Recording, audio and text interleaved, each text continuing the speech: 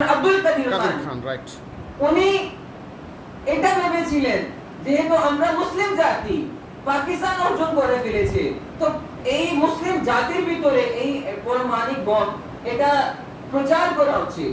তখন ডক্টর আব্দুল কাদের খান সাহেব উনি দিয়েছিলেন, ইরানকে টেকনোলজি দিয়েছিলেন। প্রথমে ইরানকে পাকিস্তান সমর্থন করেছিল, আর ইরান তখন থেকেই যে অ্যাটমিক বম বানানো শুরু করেছে।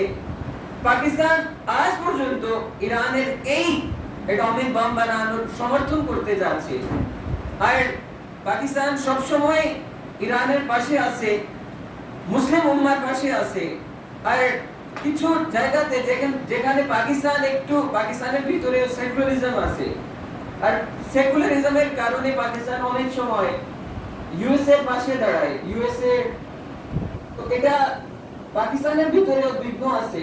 তো নিশ্চয়ই এজ আ মুসলিম হিসেবে আমাদের ইমানি কর্তব্য হিসেবে আল্লাহর উপর ভরসা করা উচিত, নাকি কোনো সুপার পাওয়ার উপর ভরসা করা উচিত। আমাদের উচিত যেন আমরা আল্লাহর উপর ভরসা করি।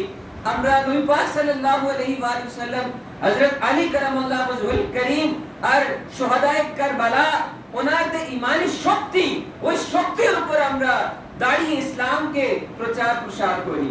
এটাই আমাদের ইমানি কর্তব্য। ওয়া আখিরু দাওয়ানা